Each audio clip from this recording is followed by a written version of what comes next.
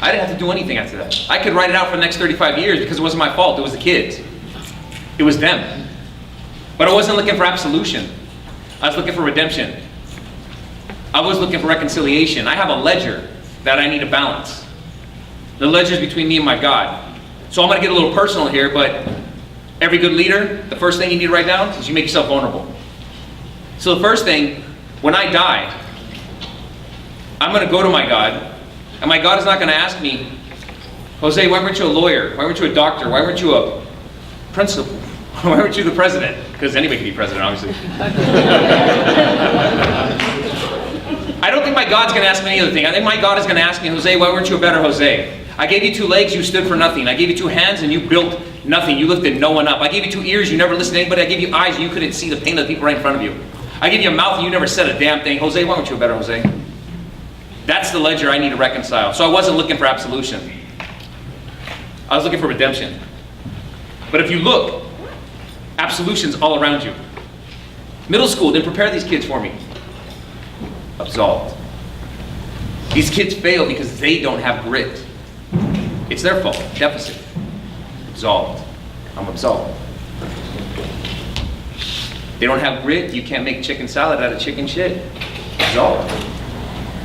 I'm just a teacher. These kids are lazy. Their parents don't care. This culture, soft racism, this culture doesn't appreciate education.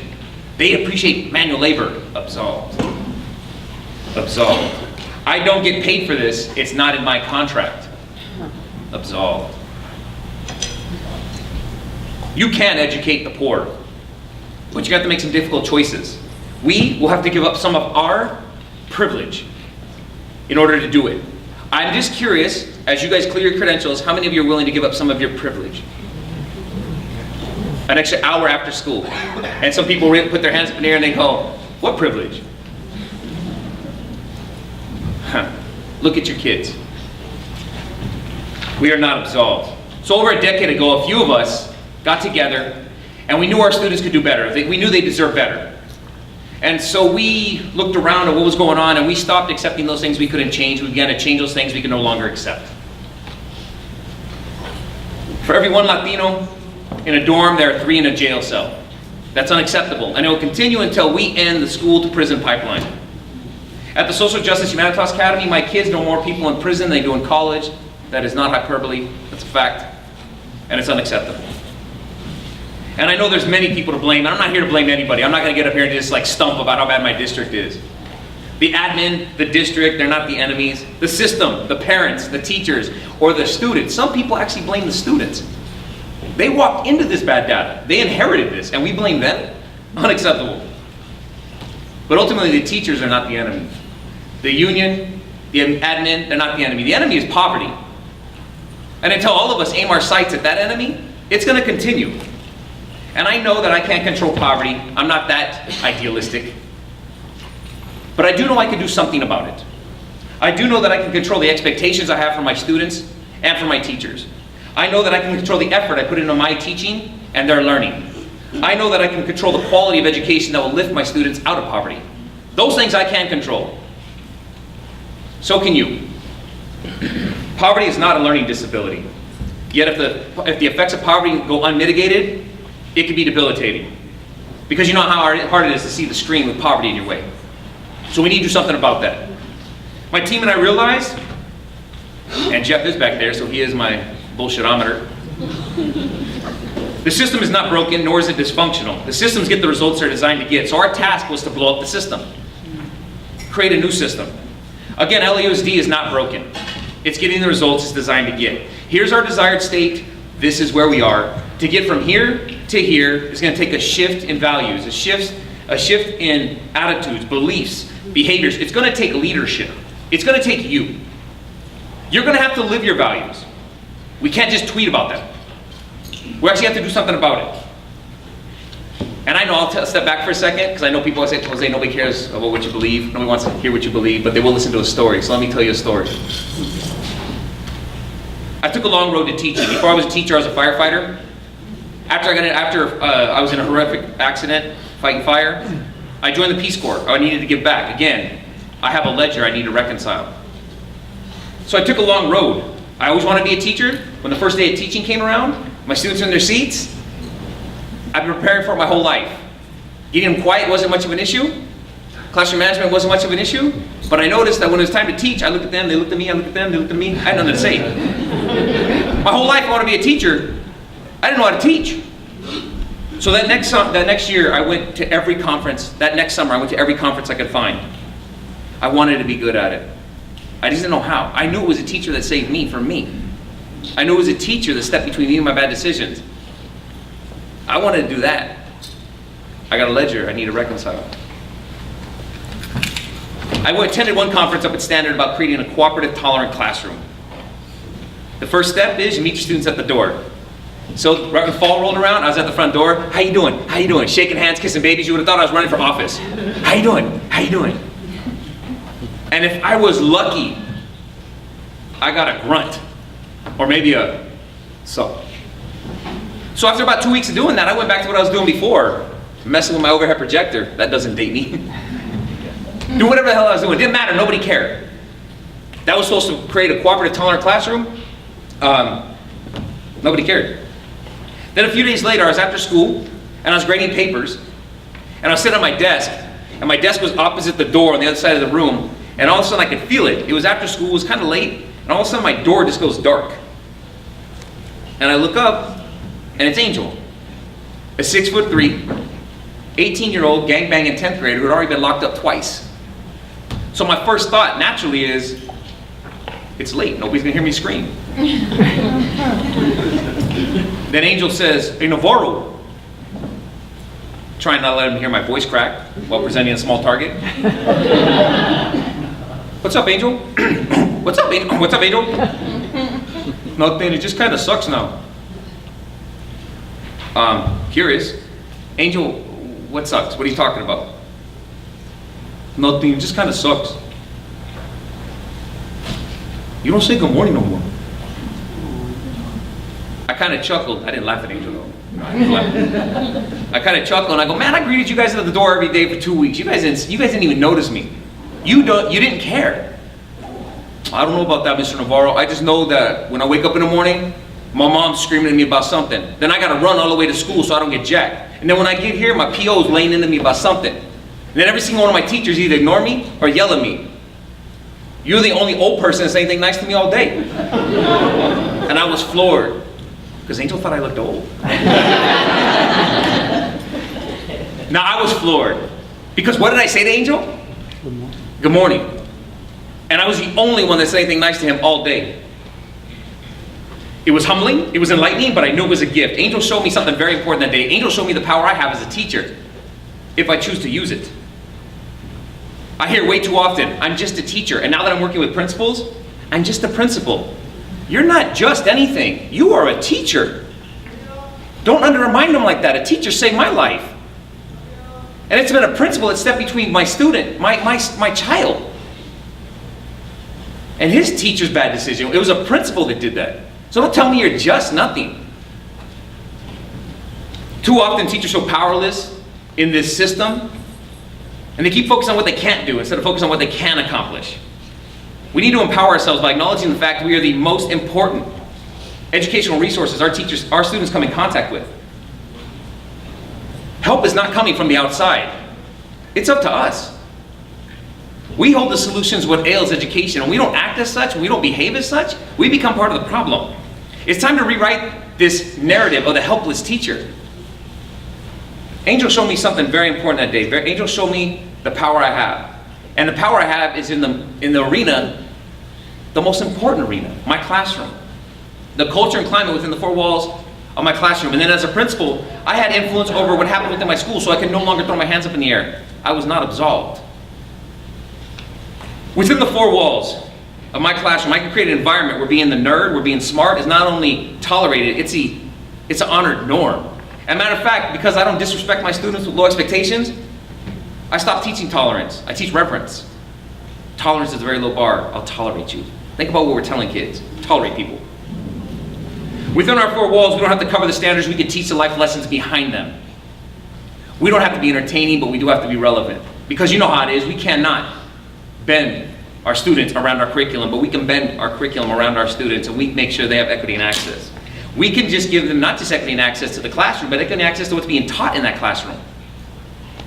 For years, Brown's Board of Education, we wanted to make sure everybody had a seat in the room. And since then, nobody's really ensured that they're actually learning anything. We can. Within our four walls, we can be model intellectuals with heart, integrity, self-discipline, compassion, and courage, worthy of respect, not just demanding it.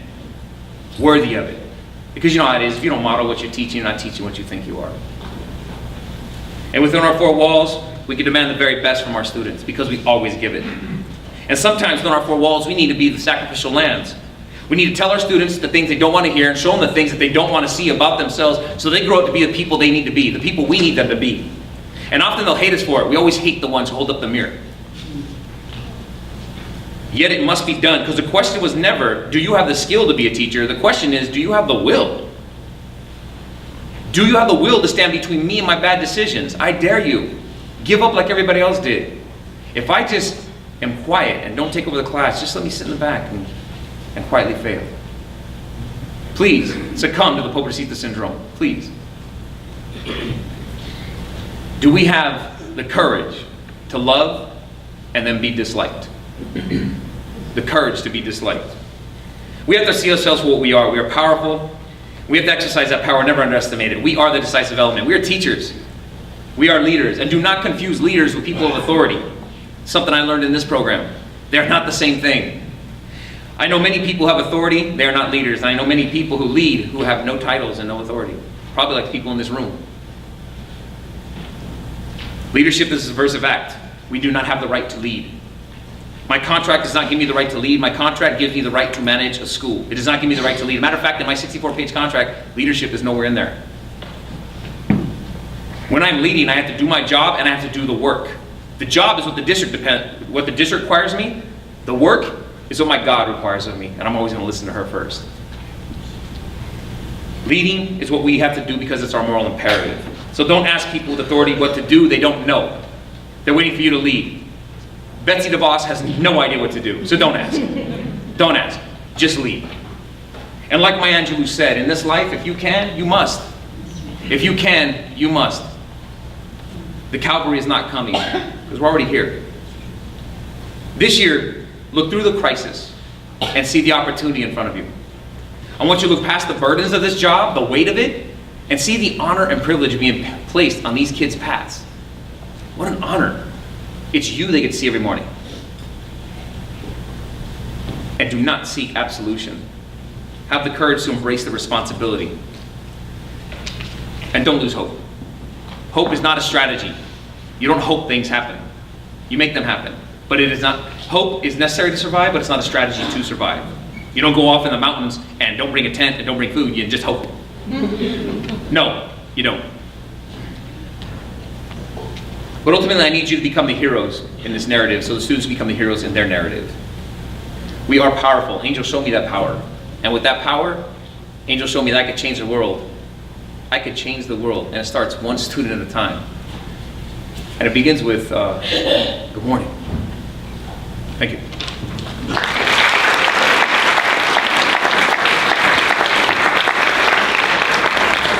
Jose, before you leave, does anybody have a question? No, I'm going to do my presentation though. Oh! Yeah. I'm going to sit right on down. I thought you were really leaving.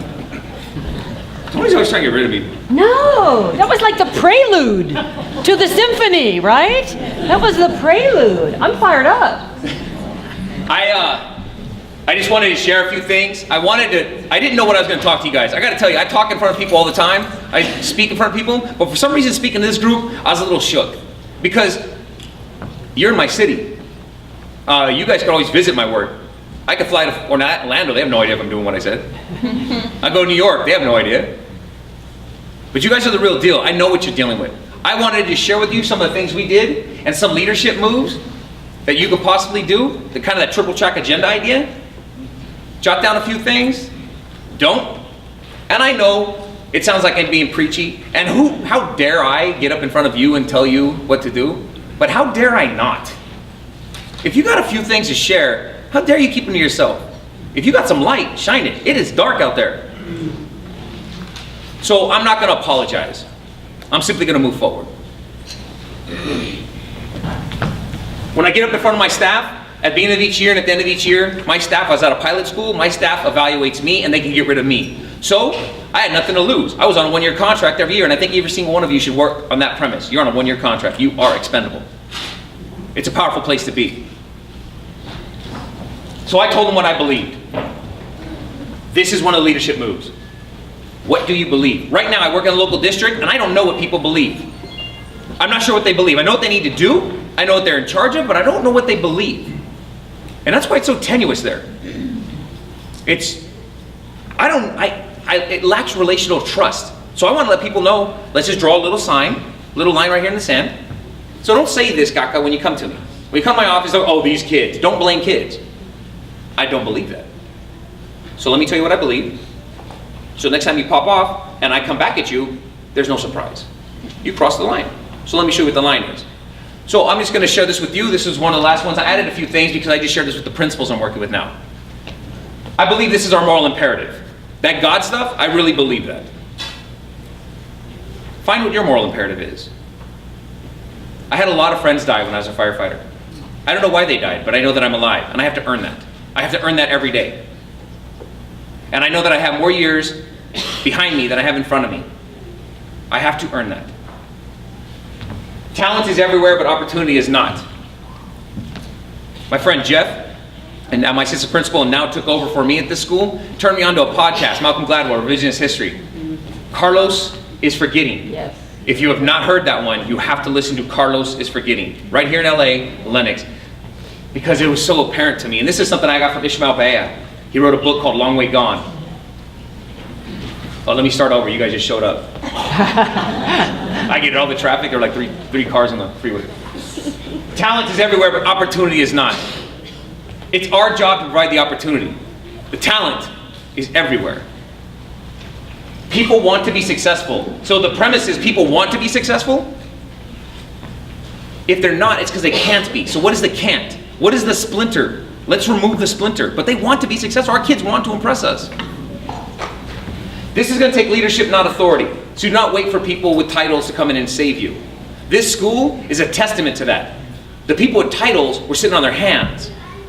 A group of teachers stood up and said, man, my kids aren't chicken shit. They're just not. We must address the real enemy, and I already went over that. It's not the charter schools, it's not the district, it's not the teachers, not the admin, it's poverty. And we need to address that. We need to focus on poverty.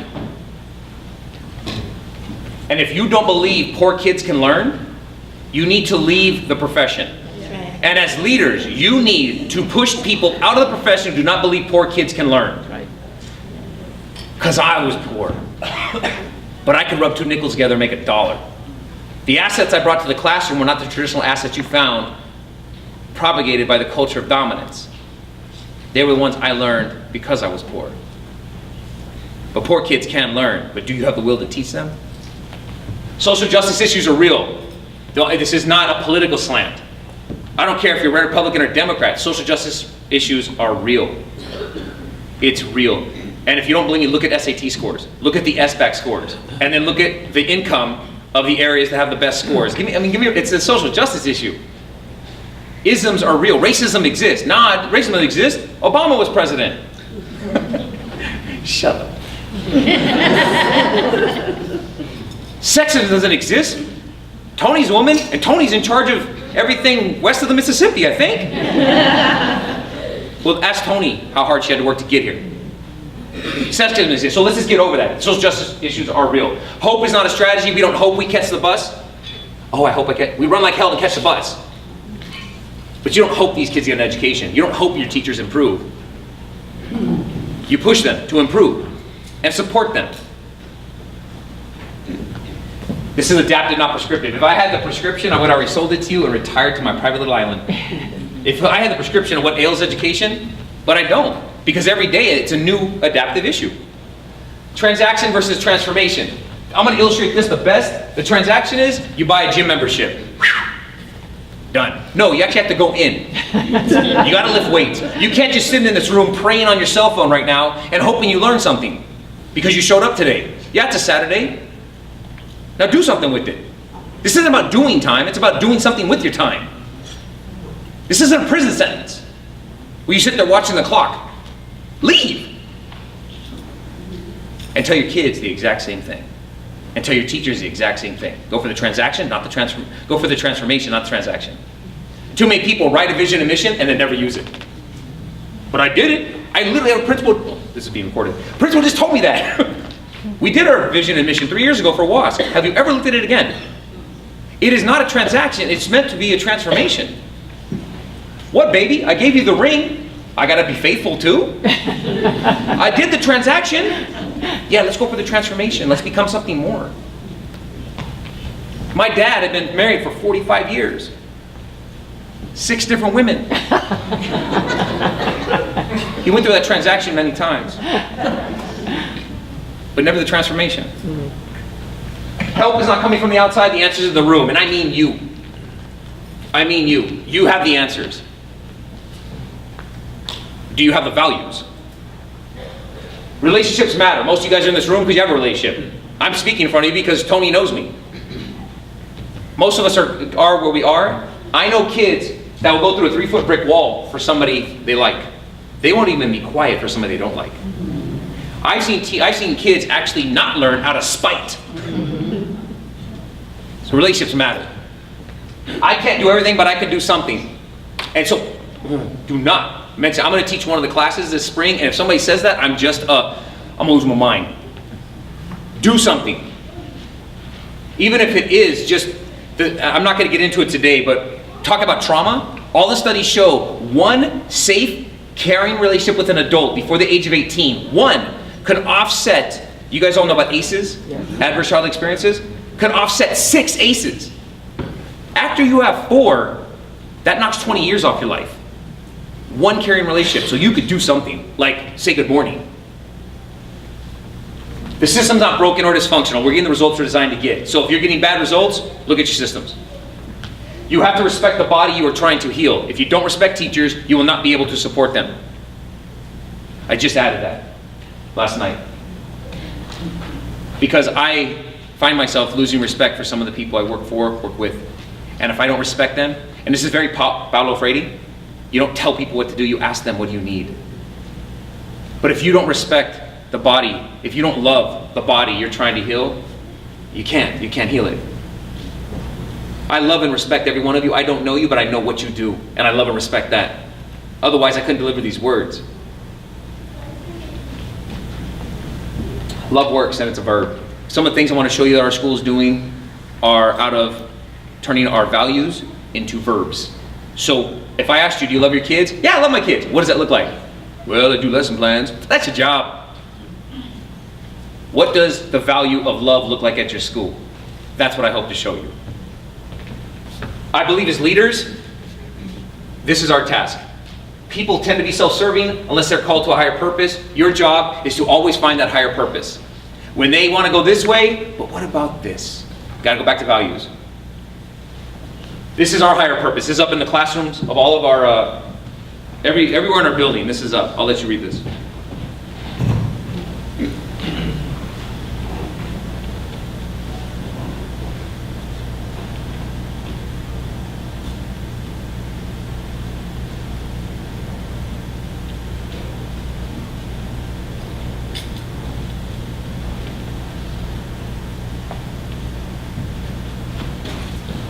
You guys in the cheap seats, huh?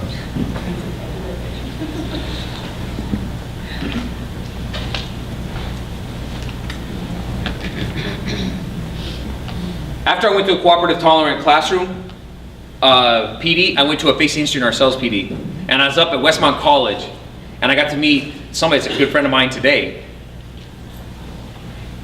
Luis Rodriguez, the author. But then I also met somebody else. I walked into this library, and it was wood-lined, dark. 13 of us walked in. It was an amazing experience. This old man sitting in the corner. He starts talking about his experience of being a Huntington Park woodshop teacher for 35 years. I was like, wow, that was amazing. 35 years, that's crazy. That wasn't the crazy part. The crazy part was his name was Leon Layson. Leon Layson was the youngest member of Schindler's List. Leon Layson was the kid in the movie who had hidden the shitter. And that's what he called it. Leon Layson gave us this letter, and Leon Layson said, without ever getting upset, without ever getting passionate, in a plain, monotone voice, just said, please help your kids become more human. I literally get emotional thinking about it because I got a chance to talk to him a few other times. He just died not that long ago. And the things he saw. And if I can do something about that by simply making my kids a little more human, by asking my teachers to be empathetic, by me being empathetic, by modeling what I want, this is our higher purpose. At my school, this is it. I don't care what it is for you, but find your higher purpose. Find your moral imperative. If you don't see a moral imperative in this job, go to another job where you do, and do some good. You might see a moral imperative in architecture, underwater guacamole sculpturing, whatever. Go to that one. But this one is too important not to find your moral imperative. This is mine. Give me license. The leader's role, have a vision. Have your own. What is your vision? Where do you want to go? It's future oriented. This is in the 551 class that I teach. Actually, I taught you guys this one. Mm-hmm. Know yourself, know your beliefs, know your strengths, and know where you need to grow. And prepare others. Leaders get work done through other people. If you're doing all of it, you're doing something wrong. And I did a lot of work, and I was wrong. Much of the time. The best work I did was when I was preparing other people. So what was the vision of our school? Our vision was this. Maslow's hierarchy of need. Everybody knows it. If I ask you to raise your hand, you all raise your hand, but nobody uses it. 1947, Maslow came up. He's the first neuropsychologist, or social psychologist that said, people are not broken, their needs aren't being met. Up until 1947, you just locked people away. They were broken. And what my wife made that clear to me when she was talking about women who had overwhelmingly women have thyroid conditions because of hormones.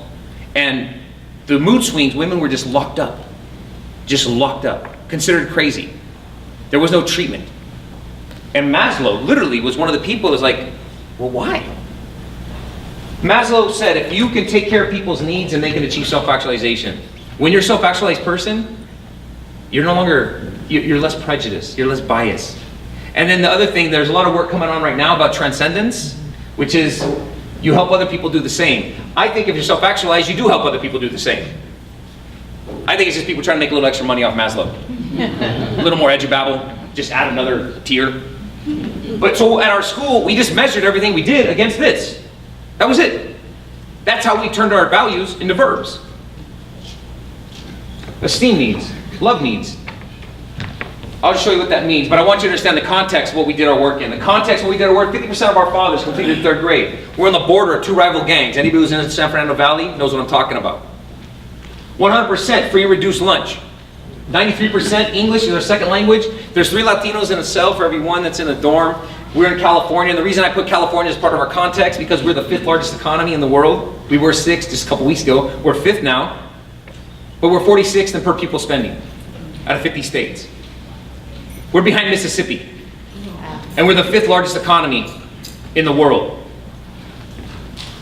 You need to understand this. One, you need to pat yourself on the back that you stayed in this state. The sun shines, but it burns too. This is the context in which you do our work. Then I want to bring in the ecosystem. So again, thinking about context, because content without context doesn't make any sense. So I want to put them together. This is the ecosystem of a child. That's the school. You don't have to take pictures of this. It's, oh. You just Google it. But this little teeny dot, our higher purpose is to make that little dot dip this whole thing into the school.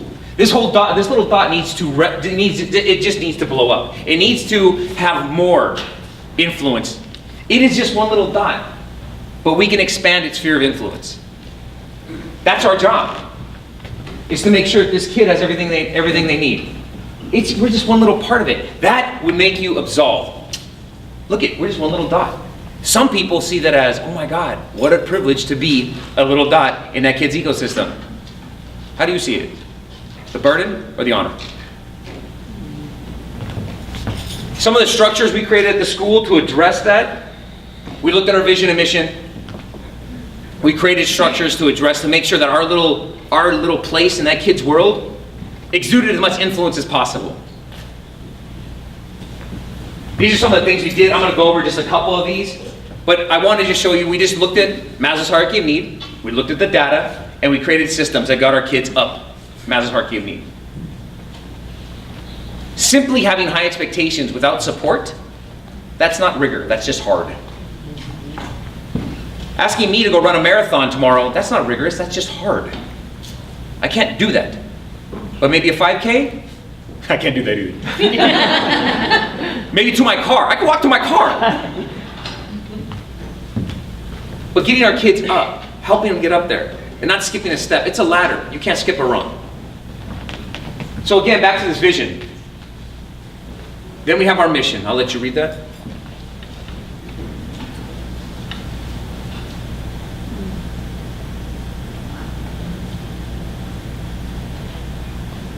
When I presented this plan to the LAUSD board about, 9 years ago, 9 years ago? Social capital, people kind of got that. Social justice literature, institutional agents, we're their inside man. We've done it before, so we can help our kids do it. But nobody got the humanity part. It was like, how do you measure that, Jose? Literally, they laughed. Mr. Navarro, can you please explain this humanity? And I showed him Leon Lason's letter. I think I confused him. But now, social emotional learning is the edubabble of the day. We were right. Toma.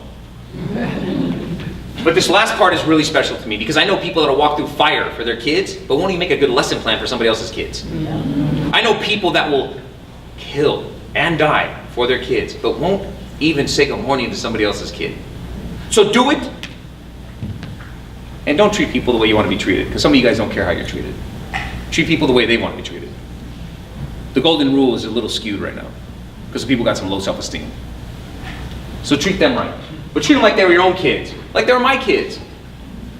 And I'll be straight with you. I told my wife this the other day, Ozias is entering the 5th grade next week. He couldn't read until last year.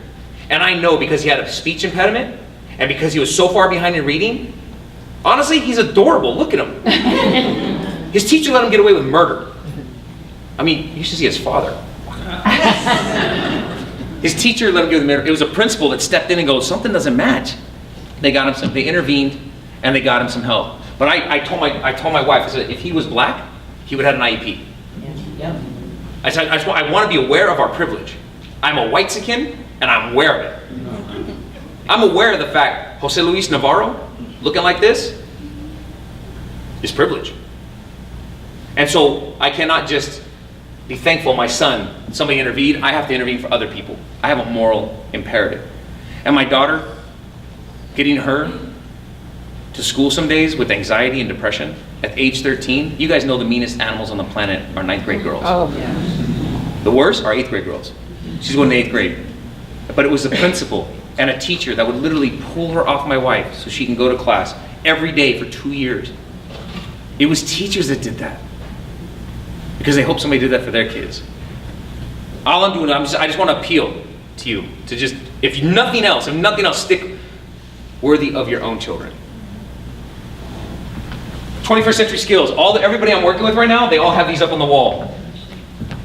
At my school, that wasn't enough. Jeff, myself, my team, we sat down and we talked. We need to add something. And this really came out of the Boston bombing, the marathon bombing. I sat around and I was watching.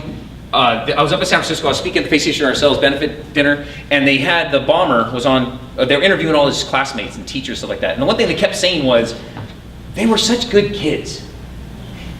They were such good kids. And how do you measure good? SAT scores? Attendance? Because according to what their teachers said in this interview, they did all these things really well, yet they hurt a lot of people. So maybe this isn't enough.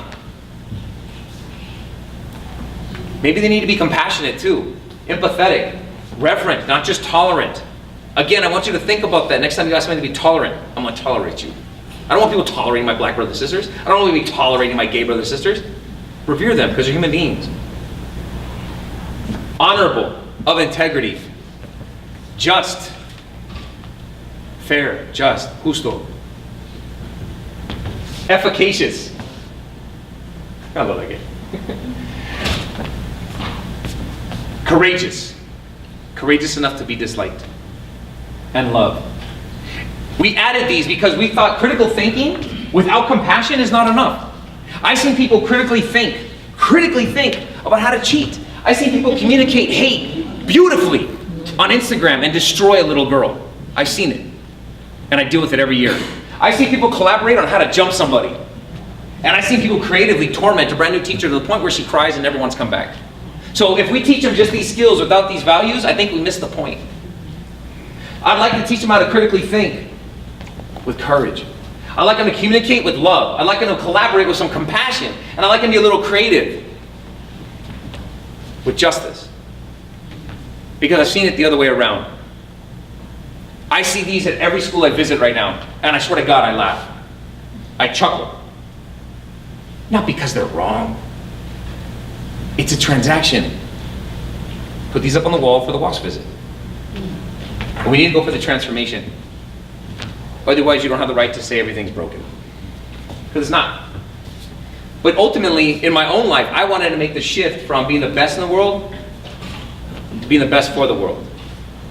And the idea was, I told when we look at our grad rates, we look at attendance, we always say the same thing. Hey guys, it's not a competition. But we better win. And I really want to get away from that. I really do. Because I want my students to get away from that. I want them not just to get to the top, but help other people get to the top. What's the point of being the CEO if you're an a-hole? What's the point of having good grades if you're not a good person? So again, this is just some of our actions. And perhaps in the future I'll do a workshop about some of these things. But we looked at them going up Maslow's hierarchy of need. This is the exact same slide I presented to parents. This is what we do. And they were respectful. And they were nice. And they sat there and they were quiet. About 700 people in NPR, kids and students, parents. And then I said, and here's what I need from you. You're like, wait, what? I can't just sleep through this meeting? I can't just come to back to school night and call me a good parent? I actually have to do something? Yes, it's not about the transaction, it's about the transformation. I need you, and I started off with this, I need you to feed your kids the best you can. Yes, we provide breakfast, lunch, and dinner, but the best you can, feed your kids. I need you to give them 7 to 8 hours of sleep. I need you to take away their cell phone. I need you to take away their cell phone. Because I'm tired of you coming to my office saying, why is he failing math? When you let him stay on the cell phone at 2 o'clock in the morning, he slept through math class, then you're in my office blaming my teacher. I need you to take away your cell phone. As a matter of fact, it's not his cell phone, it's your cell phone. And this man in the front row, sound like Little John, say it again.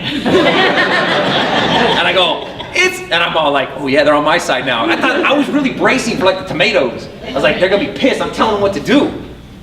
And I realized my parents wanted somebody to be brave enough to tell them what to do.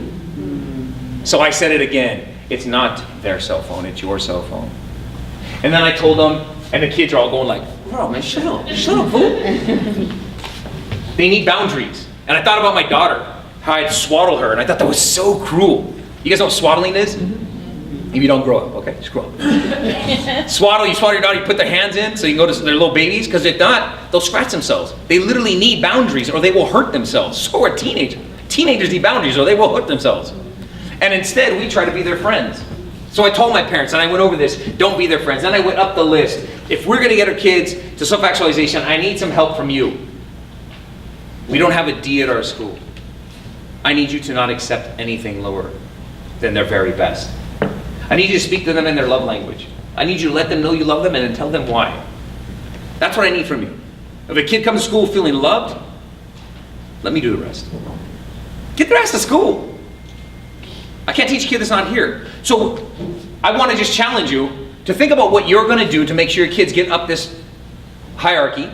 And then what do you expect from your stakeholders? Because if it's just you, you can't do it all. But you can do something. You can't do it all. The system's not broken there, getting the results they're trying to get. So those are some of our systems, and here are some of our results. I just found out at the principals meeting a couple weeks ago that the LUSD grad rate's 84%, A through G completion's 39%. 84% are leaving LUSD schools with a diploma, only 39% can actually go to college. I don't like that. That's not congruence. That is the achievement gap. There are schools on the West Valley, I don't know who's in the room, so I'm not going to use their names. Yeah. Sound like Birmingham. 95% grad rate, 30% E through G matriculation rate. That gap is the achievement gap. Just stop and I'll let you picture what the complexion and economic situation is of that 30%. The kids actually have the right classes to go to college. All over. High graduation rates, low A through G matriculation rates. So at my school, we don't have a C, so everything, because LESD still accepts a D. That's with a D. A through G with a D is not A through G. You can't get to college then. This is with a C. And then we just found this out, my counselor, our counselor, she texted me Wednesday, and she said the last kid, we had two or three kids go to summer school, finished up is 99%, with 90% matriculation rate with the C or better. Now at this point, if they choose not to go to college, it was their choice, but we didn't make it for them. Talent is everywhere, opportunity is not. We cannot close the door for them. They have choice. They can work at Subway if they want, but they don't have to. And that is the economic definition of wealth, having choice. The economic definition of poverty, having few choices. I want my students to be wealthy. We were ranked U.S. Silver ranking. We have it's only 10% of the schools in the United States get this ranking, and then we got it again. That's what I thought. Only 10% of the schools. We are 3 blocks from the projects in Pacoima. It can be done. This came out September 22nd last year. We were on this list, ranked 4. All these schools are magnet schools, SAS schools, or at least they have a magnet attached to them. We are not. The way you get into my school is you show up. We are a community school, and I was very proud of this because this was a year after. So how many kids actually persisted for a year, got in, and stayed for 1 year? 4th rank. We're very, very proud of that. We were a model school. 23 schools are chosen in the United States every year. We were one of the 23. King Drew was one of the other ones. It was cool to go to Orlando and see him there. To see 2 people from LUSD out of the 23. Tyrone Howard, myself, and Reggie. We were the only people from the West Coast. It's pretty crazy. And then here's some of our suspension data. And the reason I want to point this out to you is in the first few years, we had 2 suspensions. You can't threaten a teacher. You can't take a swing at a teacher. I don't care how upset you are. So that happened. But after that, we had a ton of suspensions. But they were all for the exact same thing. All category 1 is suspensions. This will frustrate you. Nothing will frustrate you more as a principal than somebody tying your hands. A category 1 suspension is an expulsion. You have a knife, that's category 2. You brandish a knife, that's category 1. You have a gun, category 1, or you sell having weed, man, nobody cares anymore. Selling weed or any drug, that's category 1. I have no recourse. As a principal, there's nothing I can do. It's law. Do you guys get me? Yeah. All of these suspensions were for the exact same thing. Kids were selling Xanax on campus. Now, when we did the investigation, they were buying it at their club, the one kid or a couple of kids were buying from at their club soccer on the west side from kids who had a prescription. Think about that. If my kids had a prescription, they wouldn't have to buy it at school. They don't have to buy it on the street. Social justice issue. If their parents had health care, they wouldn't have to buy it. Then I asked them, I said, I won't use their name, how much did you buy this for? $5. How much did you sell this for? $5. You are the worst businessman I've ever met. You're going to get expelled from this school that you love, and you made, let me do the math, nothing. She said she needed it. These kids are self-medicating. So I want to point this out. I'm not making excuses.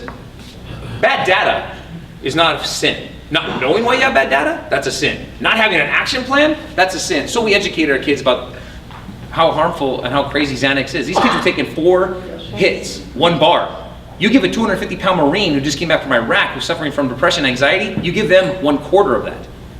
These little girls were taking it's a new date rape drug. Because you lower your anxiety and you end up in places you shouldn't be. And you end up doing things you shouldn't do.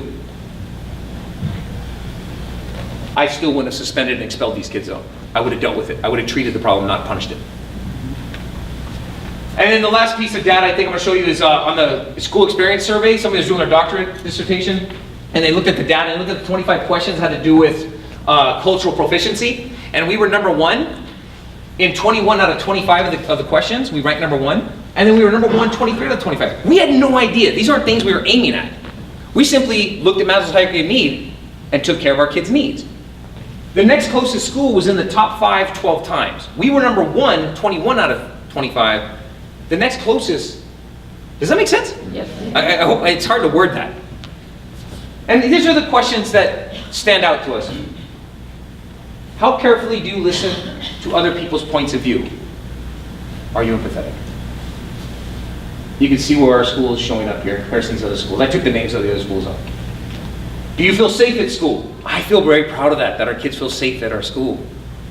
Do you feel like you're part of this school? Your voice matters.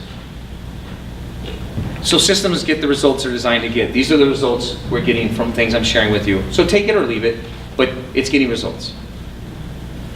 The data follows the culture though. And I have a lot of people that are really going after the data. We gotta get our SBAC scores up. And a kid walks in late, get to class, get to class. I'm like, do you think he's gonna study now? He's gonna scream at him. Data follows culture. One of the big pieces, and this is just a content piece, not just, I gotta do this justice because restorative justice is being seen as a tool that's gonna fix your school. It's not, it's a lens. Justice is a value. Justice, the Department of Justice, I love that. The department that's actually named after a value. But people are going, I have an RJ, that's what they call them. I have a restorative justice person, and they do that stuff. No, the whole school needs to see restorative justice. See kids through a restorative justice lens. The reason I wanted to mention this one is because we're missing the mark and it's going to fail miserably. People are going to mistake restorative justice for a tool or for a program, and it'll be gone. And it's a missed opportunity. I see it already. People are defunding restorative justice positions in LAUSD. They're not funding anymore. I didn't see the results. Oh, you wanted a transaction and you never sat in the circle with the kids? You need the transformation. People will make positive changes when those in position of authority do with them rather than to them or for them. This shifts culture. You're not going to get the good SBAC scores or the graduation rates until you address culture.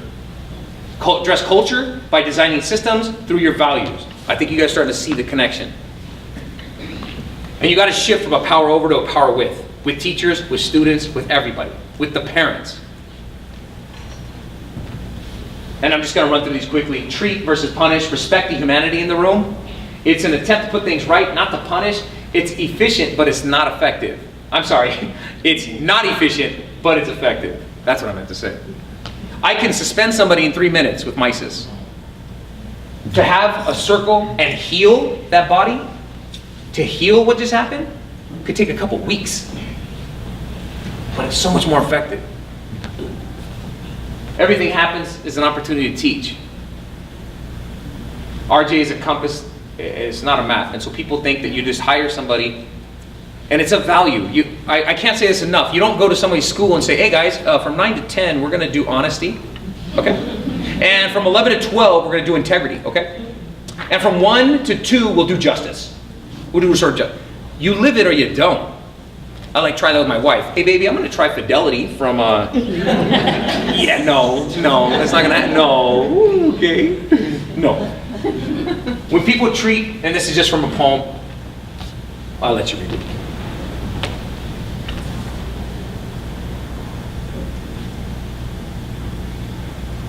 You have to address the culture.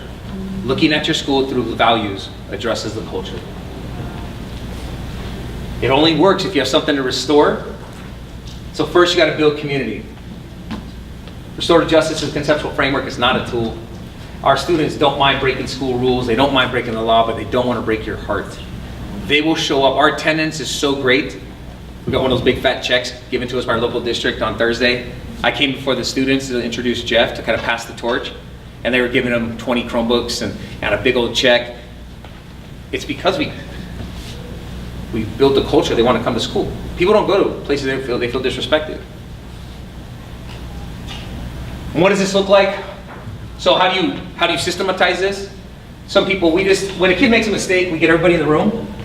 First, we get in a circle, we pass a talking piece. Everyone states a positive attribute about the VIP, including the VIP. VIP, a very important person. The student also has to say something positive, and you'll see them shaking. It looks like an exorcism to say something positive about themselves, and it is one of the saddest and most amazing heroic things to watch a young person who doesn't think they're worth much say something of value about themselves. And you see, there's the problem right there. They don't believe they're worth it, so they don't act like it. Then everyone states the change they'd like to see. This is what we'd like to see. Then we set a goal. Sometimes we use SMART goals, but I'm really getting away from SMART goals because SMART goals are like, I'm gonna lose 10 pounds. That's not a good goal, though it's smart. I'm gonna go to the gym, I'm gonna eat right. I'm gonna get up, those are the goals you need to hit, the process, not the product. So we're getting away from these, but we still use it. Everyone states how they're gonna support the VIP, so everybody in the room is not absolved of support. And then consequences are clearly defined. I know there's people in this room right now going, RJ, meaning there's no consequences. No, there are consequences. Kids get kicked out of the school. Kids do get suspended. I think that's the stupidest consequence though. Let a teenager stay home from school. Oh, punish me. You mean I get to smoke out and play Xbox all day? How weird. So, but consequences are indeed defined. And usually, when I just simply tell, and now Jeff will tell the student, you may have to leave. We love you, but if you do this again, and remember, we don't want this ball. You keep giving it to us though. Handle this. We'll be here to support you.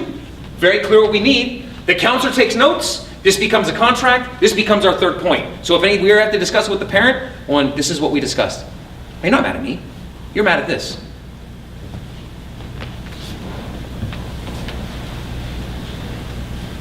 These are just some things we do.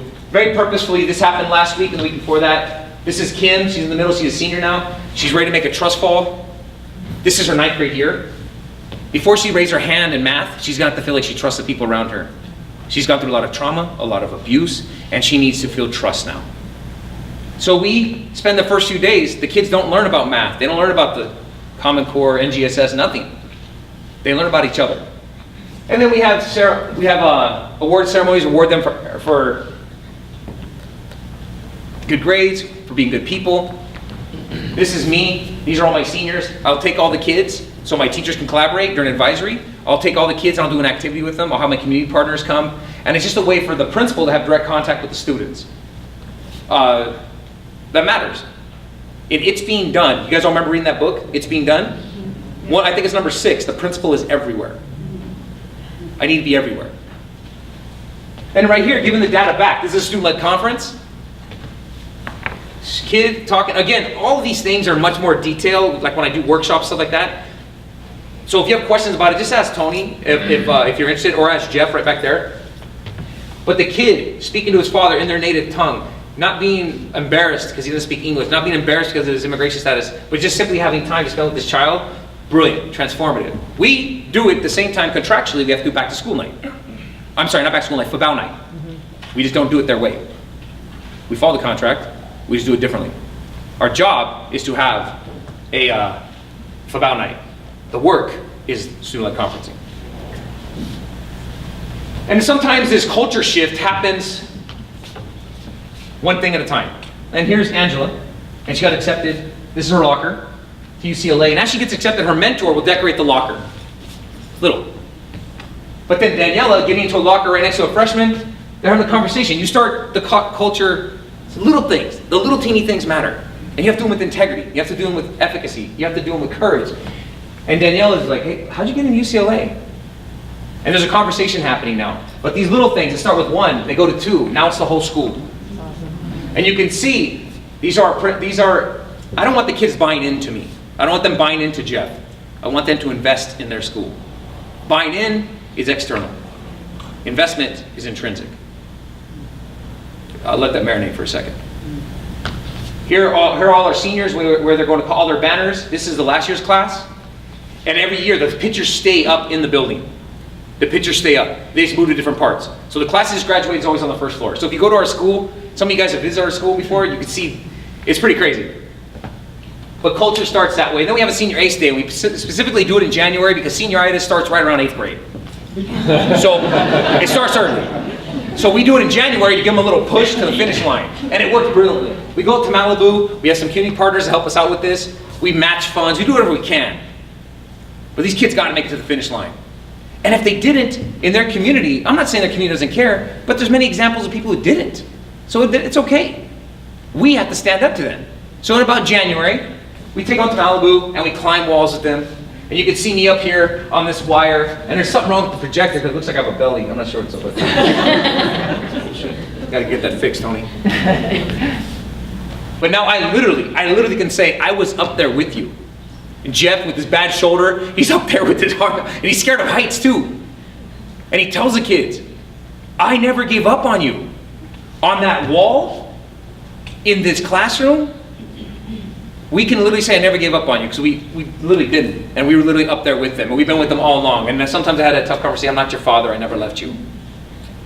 I'm still here. So don't give up on me. I gotta make myself vulnerable. I gotta put myself out there. And sometimes this happens 40 feet in the air. And then we get in a circle and we debrief it. Everything is about debrief. Just how do you create culture?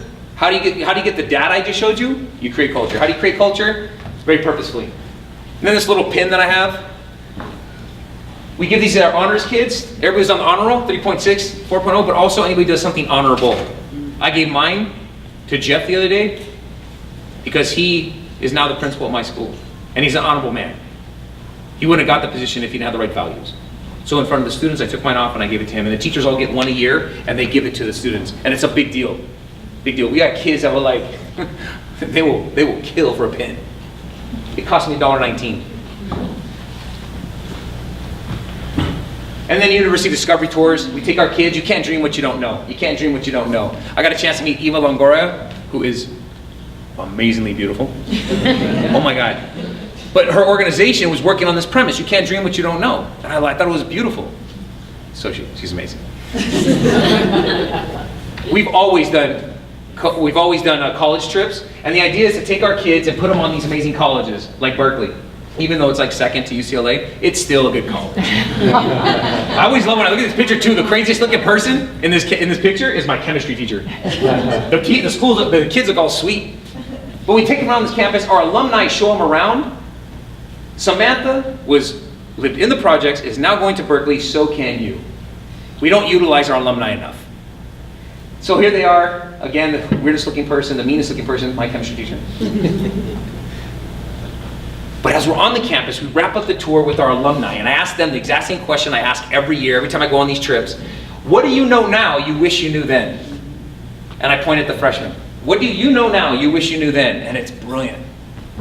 I wish I would have spent a little more time with my teachers, because when you get to college, people don't care like they do. Blah, blah, blah, blah. And then now Rachel, she just won the Gates Millennial Scholarship. She's going to Stanford. But she has somebody to connect to, Andrea. El Salvadoran immigrant, Mexican immigrant, at Stanford, with support. Look at bad hombres, huh? These are the people Trump are saving us from.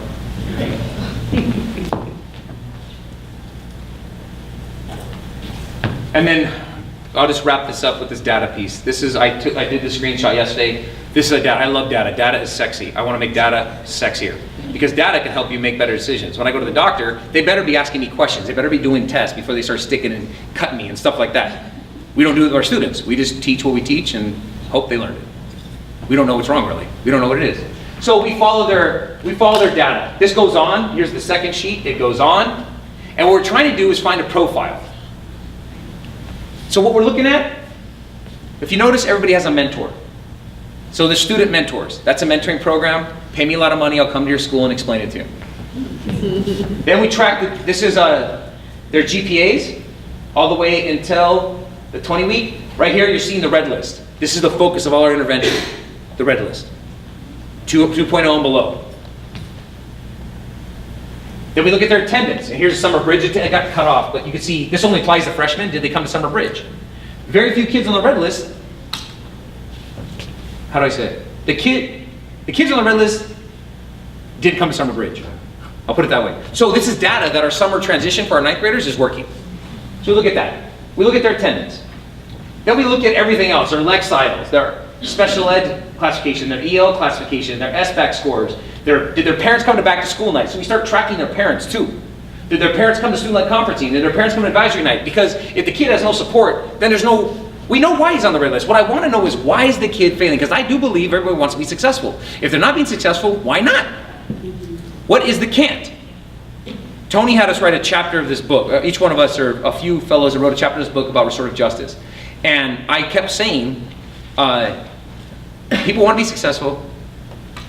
If they're not being successful, it's because they can't. What is the can't? And we had an editor real academic editor, was going, well, you can't say that. What is the can't? Doesn't make any sense. But that's exactly what I want to say. What is it? And so let's try to find out. If I can get a profile, just like my doctor, the more information they have on me, the better they can treat me. So again, data is sexy. And then we look at some other stuff that makes our school a little more unique. We look at their 40 assets for the Search Institute. If you have 40 of the 40, you're doing pretty well. But why is this kid on the red list with 40 assets? We gotta look deeper. He's gifted. His name's Arsenio. And he's had 6 aces. 6 out of 10. He's 15 years old. We look at their love languages. We've been doing this quite a few years. I've been talking to so many people about the love languages that people come back and they're like, hey, Jose, have you ever thought about the love languages? I'm like, brother, please. But now it's getting around. Because we all have a way to be communicated with. Musical, verbal, these are their multiple intelligences. So when we look at this, we look at the kids that are on the red list, you look at a lot of kinesthetic. So we give this to our teachers, 38% of our kids on the red list are body kinesthetic. They can do something the next day in their classroom. Don't respond in writing, stand up and go to that corner if you agree, go to that corner if you disagree. Kinesthetic, we can do something with this data, so that's why we look at it. But what we notice is these data points are much like pixels. The less you have, the fuzzier the picture. The more data you have, the more pixels you have, the clearer the picture becomes. And then you realize it's a person you're looking at. But you have to collect more data. And in the back of your minds right now, just ask yourself, what data points is Jose missing? Because you might have a cool idea that I don't know about yet. But I need you to make yourself vulnerable. I need you to put it out there. So share it. Share it with yourself. Share it with your table. Go to Jeff and let him know. So we can evolve faster. This is Gina. Gina and Bianca. And there they are at UCLA. They're just little teeny data points. No, they're people. And the more we have, the better the profile we can get. We take these and we adopt our kids. This is what, I came across adoptions, not because I like paperwork, it's because I value love. This is what love looks like. We take everybody on the red list and we adopt them. This is a Google sheet. We make a Google sheet and all of us adopt these kids. Here's Navarro. I adopted the men's group. But all of us adopt them because, well, this is why. I don't know why I did that. According to Dr. Shefali Tosbury, Enlightened Parenting, if you haven't read the book, it's awesome. It's pretty hippy-dippy, but it makes sense. But she says kids really just want 3 things from us. Am I seen? Am I worthy? And do I matter? Do I belong? So we adopt our kids, the lowest forming kids, and we spend time with them. We spend time with them. We don't lecture them. We fill out an iPad. This is Arsenio. He has 6 aces. His Lexile's 819, he has 40 assets. This kid is gifted. His grades don't reflect it. What's going on? Interview him. Make him my adoptee. I spent a lot of time with him. Then I interview him, and we ask these questions, and they're not the typical question. What's your goal? Yeah, we ask them what their goal is, but I also ask them, what are your dreams? And Arsenio said, I want to keep dreaming. I saw my father die, and I just want to keep dreaming. I just want to stay alive long enough to keep dreaming. Well, I'm going to do what I can to make sure that happens. But the data shows, Dr. Quaglia, he did a study of 1 million students, and kids where one adult knew their hopes and dreams, they were 17 times more likely to be successful when one adult in their life knew their hopes and dreams. So we ask them, what are your hopes and dreams? And we come up with a plan. We meet with them all the time, just again, to put a caring adult between them and their bad decisions. This is just something we came up with. It was supposed to be called an IEP, but that's way too politically charged. So we call it an IPEP. And all of our kids on the red list, and all of our kids get them. But we physically put ourselves between them because we're going to have to give up some of our privilege if we're going to educate poor kids. And our privilege is maybe my lunch to myself. I might have to give that up. Is it worth it to you? That's all you got to ask yourself.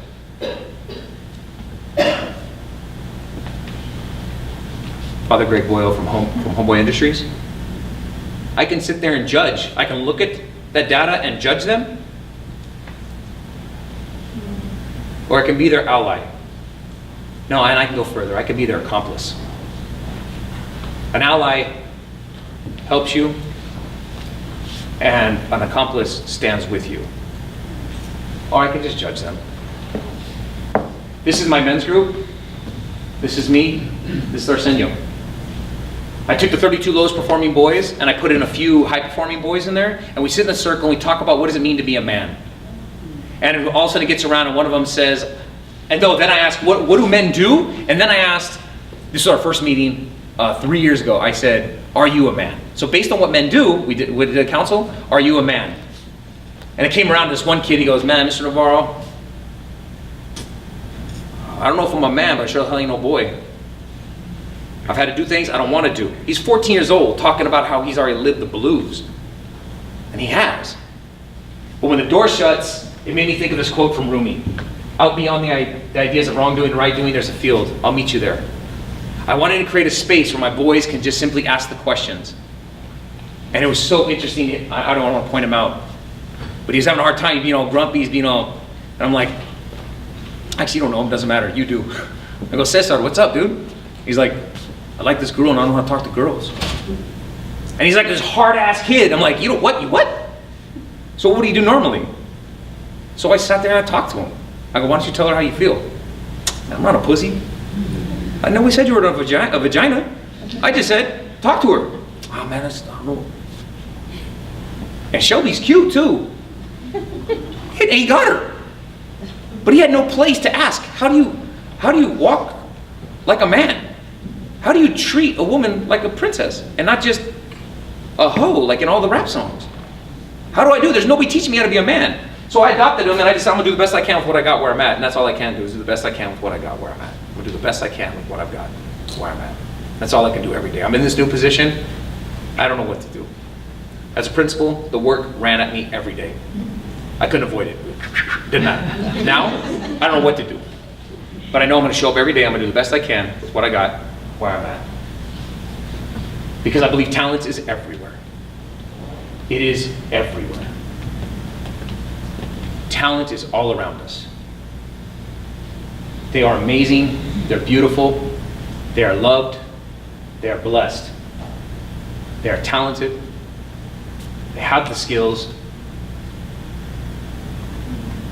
but opportunity is not. And so that's my charge. Create as much opportunity as possible for these kids. To remove as many obstacles as possible. To hold up the mirror when they're making a mistake and give them a hug when they need one. I'm going to ask you, do not absolve yourself. Because you easily can. There's so many issues we're dealing with. We're in California.